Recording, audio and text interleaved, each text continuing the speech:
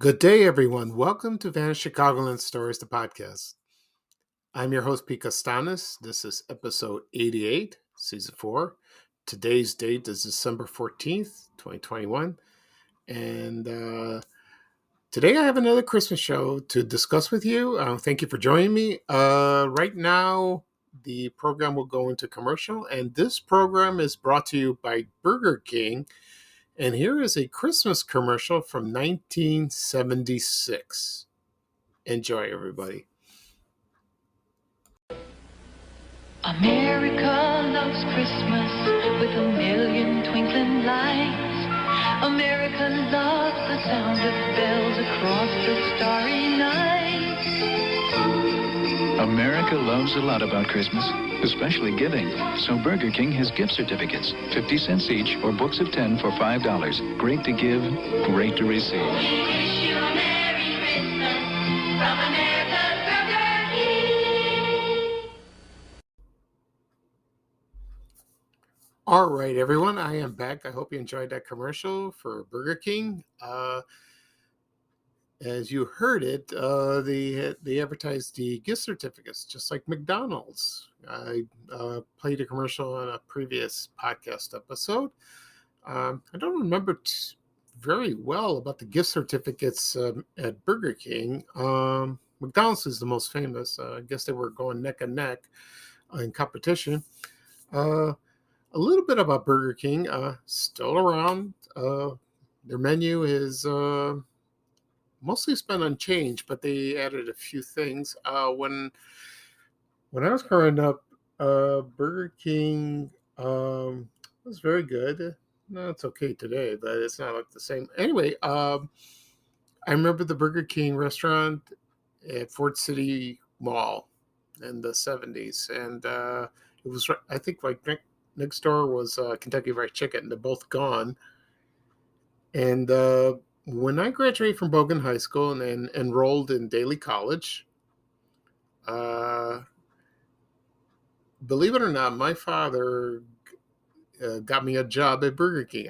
He did this behind my back. I had no idea he would do this. That's how he was. He was sometimes he was selfish, but he was also considerate. He wanted to help, and I guess I mentioned to him, I'm looking for part-time work while I'm in college. And then he stopped off at a location at Archer Avenue and Spalding Avenue, excuse me, not Springfield, in the Brighton Park neighborhood of Chicago. And he says, go over there and speak to the manager. And I said, okay. And I did, and I got the job. And I worked there for about a year. Just about a year. And it was fine. That was my second job. My first one was a busboy at the Mr. Steer Steakhouse at 63rd and Kedzie. I'll go into that. I think I discussed that in a podcast episode. I might do it again later. Anyway, so I worked at the broiler. And I placed burgers on the broiler. That was the first thing I did. But I did other duties over there. But I worked in the afternoons because I went to school in the mornings. Also helped make sandwiches. It's not like today because they have TV screens where when you're working in the back, you see the orders, but you had to hear what the customers were saying, when they're placing their order. So you have to have your ears open and your mind's in focus. And I did that. Let's see.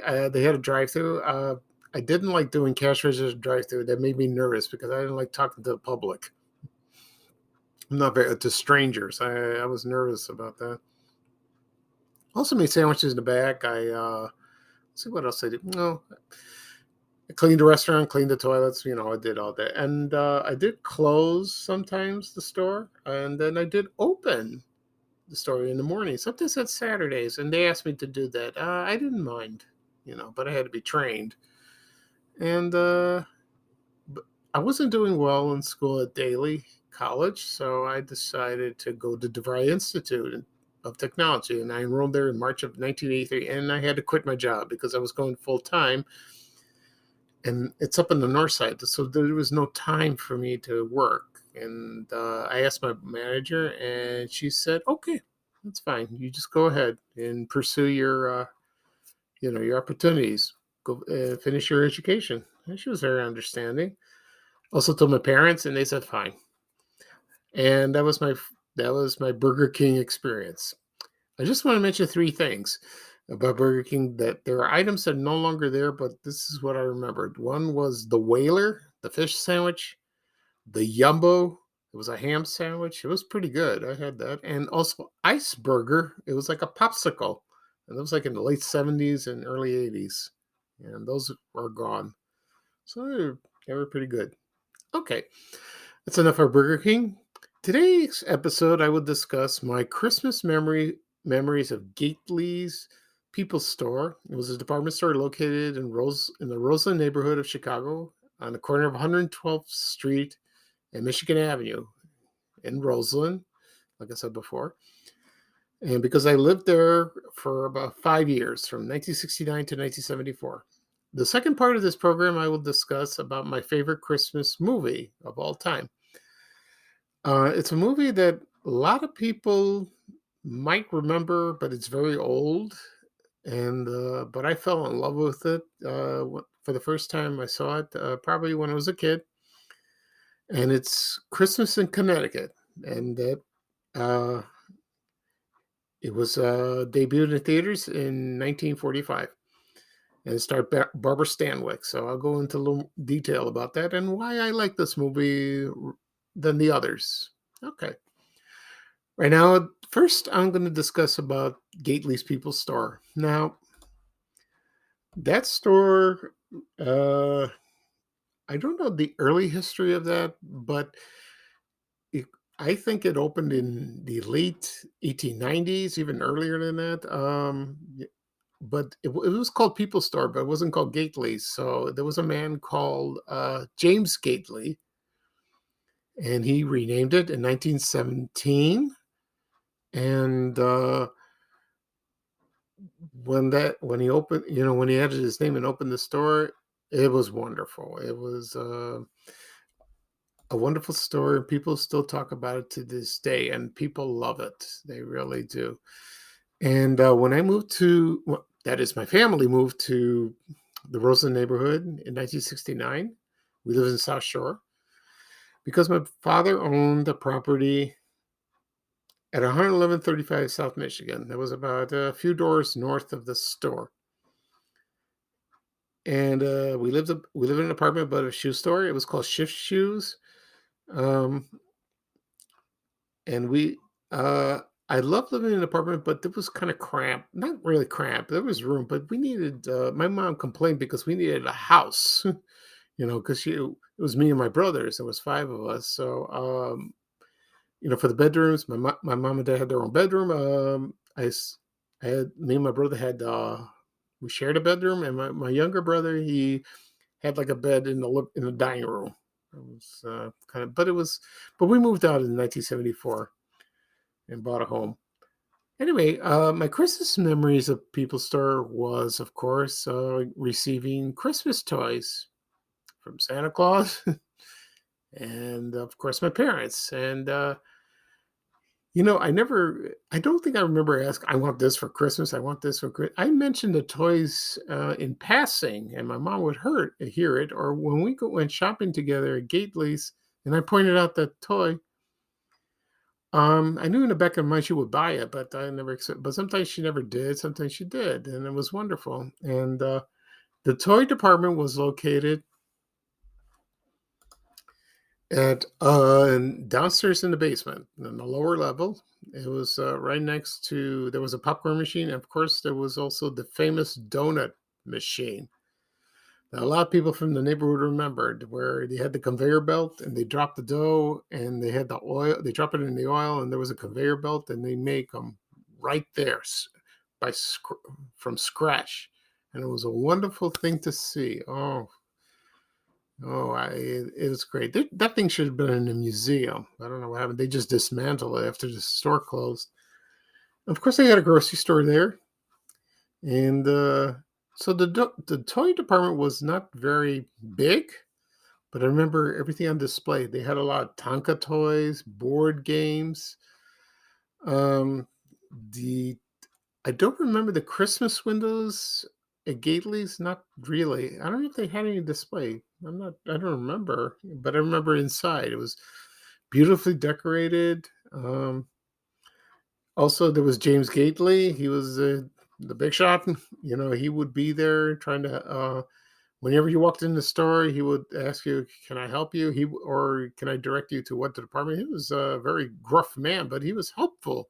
He was. He seemed very nice. I remember seeing him, and he helped my mother a lot because my mom's English wasn't that good at the time, and he directed her to most of the departments, but my mom knew where everything was, and he was a very nice man to me. Gruff, but nice.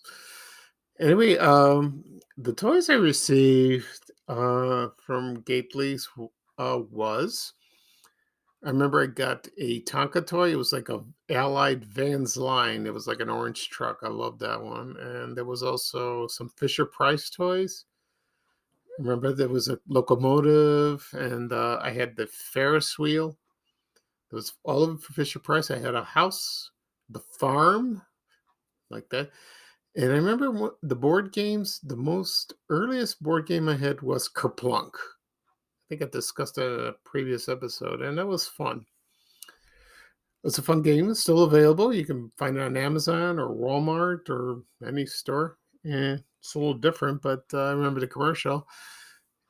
And that was one of my first toys, and I love that. I played with my brothers. We played for days until we got tired of it. That's how it is. And I can't think of other we played other board games, and I don't really remember most of it. But that's the only game that stood out in my memory of that.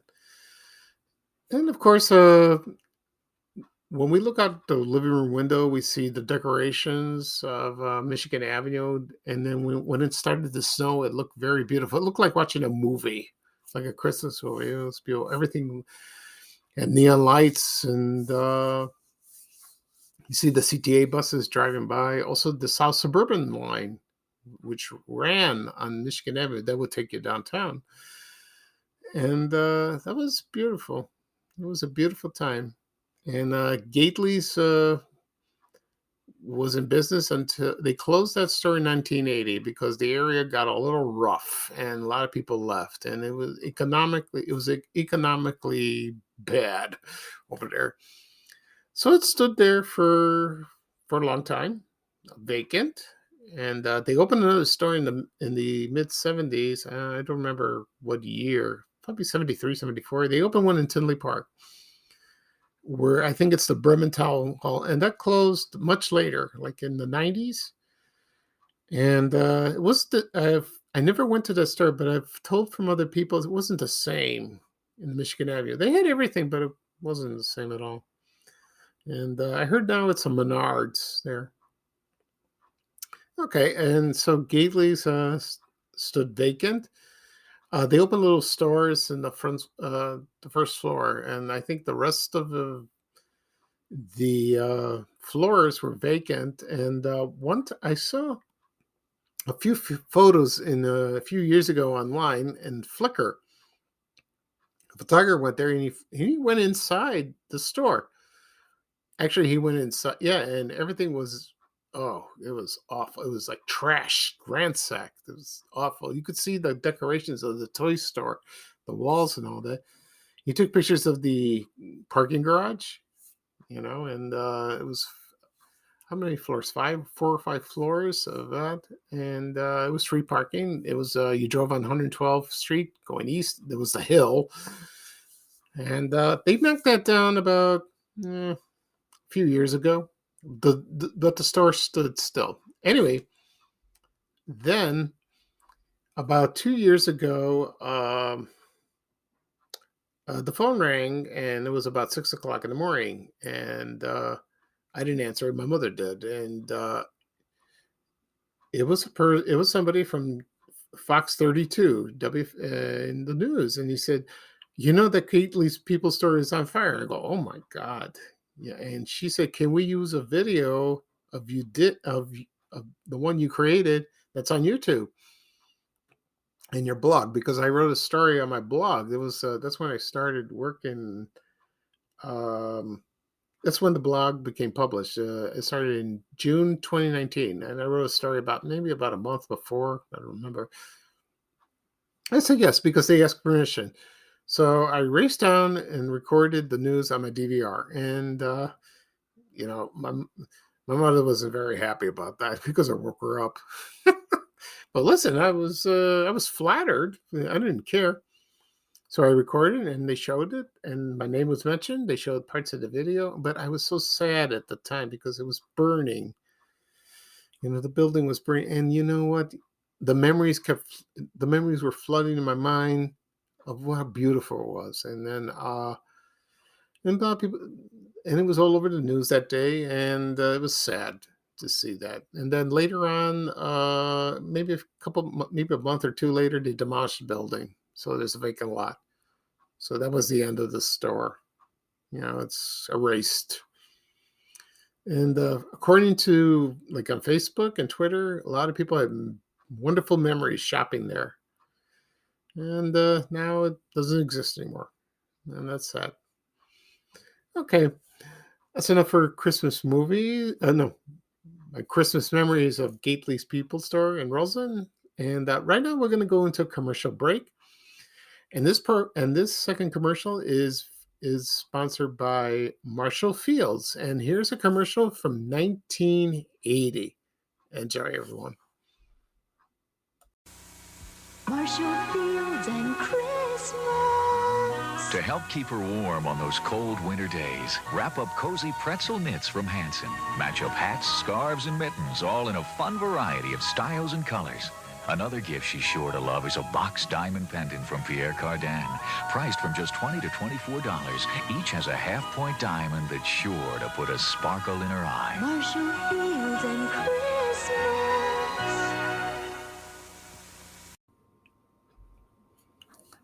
Okay, everyone, I am back. I hope you enjoyed that commercial from Marshall Fields that came out in 1980. Everyone still misses that store. It's Macy's now, and some of the Marshall Fields tradition is still there. Not everything, but it's not the same. Okay, next topic I will discuss is my favorite Christmas movie of all time. And the one that I love the most is from 1945, Christmas in Connecticut. You're probably asking why I chose this movie instead of the others. Like, for example, It's a Wonderful Life, Miracle on 34th Street. There's so many. Our Christmas Carol, you know, features Ebenezer Scrooge, and a lot of people say Die Hard. I don't want to go into that. I want to meet the guy who started this whole thing and give him a piece of my mind. Anyway, let's not go further on that. Anyway, I chose this movie because it's a little different, and it's not depressing. It's kind of it's a romantic comedy, and it's well acted, beautifully cast. So I'll talk about a little history of that. Okay, now,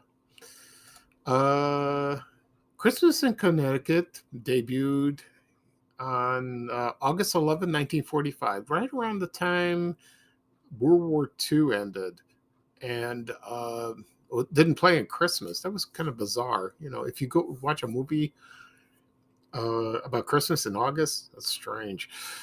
And it starred Barbara Stanwyck, Dennis Morgan, and Sidney Greenstreet.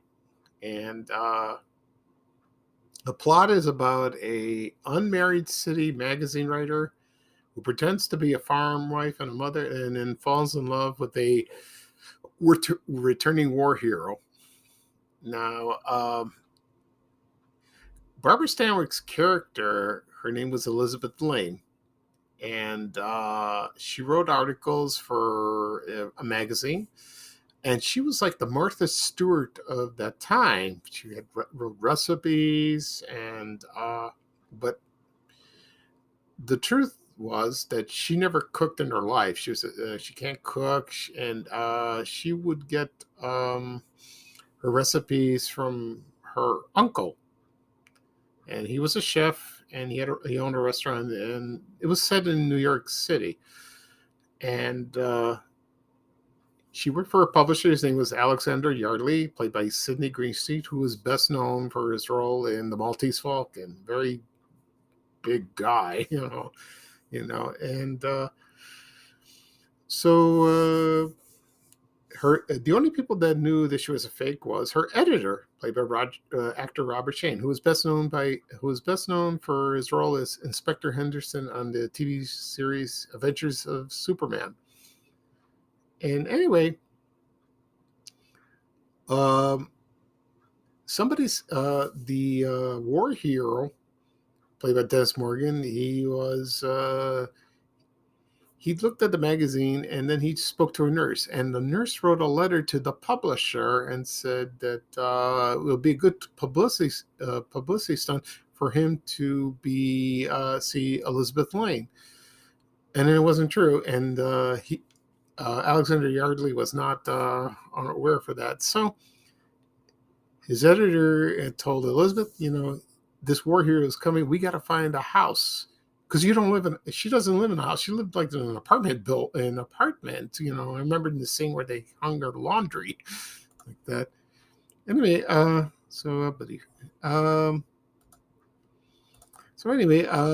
make this real short. They found a friend of hers owned a farm in Connecticut, and that was the most beautiful place I ever seen in a movie. And then so they set up, and then they had to get a baby because Elizabeth Lane was single, so they had to find a baby in town, and to get married because they weren't married either. And then so the publisher came. And the war hero came, and there was all kinds of confusion lesson, and they would be married by the judge. His name was Judge Crothers, who played by Dick Elliott. He was an actor. He was in the movie It's a Wonderful Life. He's the one that told Jimmy Stewart and Donna Reed to kiss her. Why don't you kiss her? And he also was well known as the mayor of Mayberry in the Andy Griffith Show. Okay. So somehow one thing led to another, and then the truth was revealed. I don't want to spoil the movie, and but everything turned out fine at the end. And that movie, I loved it. I watched it the first time I saw it was on Channel 9 on Sunday. They had the Sunday matinee on Sundays, probably like 1 o'clock, 2 o'clock in the afternoon, and then it was shown on cable, and I bought it on Blu-ray. And I've watched it every year, and it's beautiful. I love that movie, and it's one of my favorite Christmas movies. I intend to watch it this year. I will do that. But, if you haven't seen the movie, check it out. You'll like it. It's wonderful. It's a wonderful movie. They also did a remake of a TV film from 1992 that starred Diane Cannon, Chris Christopherson, and Tony Curtis. And it was directed by Arnold Schwarzenegger. And he was in the movie, too, but it wasn't the same. I'd never seen it. I can't say if it's good or not. If I happen to find it, I'll watch it, but it was not well received as the original, like it usually is when they do remakes. So that's too bad. Okay. So that'll be all for today. Do a little recap. I discussed my Christmas memories of Gately's People Store in Roseland. Also discussed my favorite Christmas movie of all time, which is Christmas in Connecticut. And that's it for this episode. I will probably do another episode this Saturday. Will be episode 89. Getting close to 100. 11 more after that. So this is Pete Castanes for Vanish Chicagoland Stories, episode 88. And I hope to see you soon. And I hope to hear from you soon. Excuse me, I won't see you. And thank you for listening. And bye-bye for now. And here's Ray Rayner saying bye-bye for now. Take care, everybody, and so long. We have to go. Bye, bye, bye.